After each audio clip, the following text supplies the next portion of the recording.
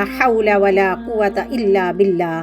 یہ کلمہ عرش کے نیچے جنت کا خزانہ ہے اور جنت کی چھت عرش الہی ہے۔ اس کے پڑھنے سے اعمال صالحہ کے اختیار کرنے اور گناہوں سے بچنے کی توفیق ہونے لگتی ہے۔ اس معنی میں یہ جنت کا خزانہ ہے۔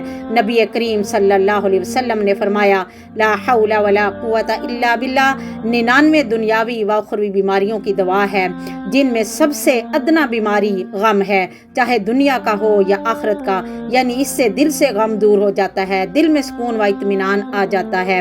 جب بھی دل میں پریشانی و غم محسوس کرو تب ایک جگہ بیٹھ کر 100 دفعہ یا اس سے بھی کہیں زیادہ دل ہی دل میں دھیان اور توجہ کے ساتھ پڑھے، انشاءاللہ دل میں سکون و اطمینان آ جائے گا۔ جب بندہ اس کلمہ کو پڑھتا ہے تو اللہ تعالیٰ عرش پر فرشتوں سے فرماتے ہیں کہ یہ میرا بندہ فرما بردار ہو گیا ہے اور سرکشی چھوڑ دی۔ یہ نعمت کیا کم ہے کہ بندہ زمین پر یہ کلمہ پڑھتا ہے اور حق تعالیٰ عرش پر فرشتوں کے مجمع میں اس کا ذکر فرماتے ہیں۔ سبحان اللہ۔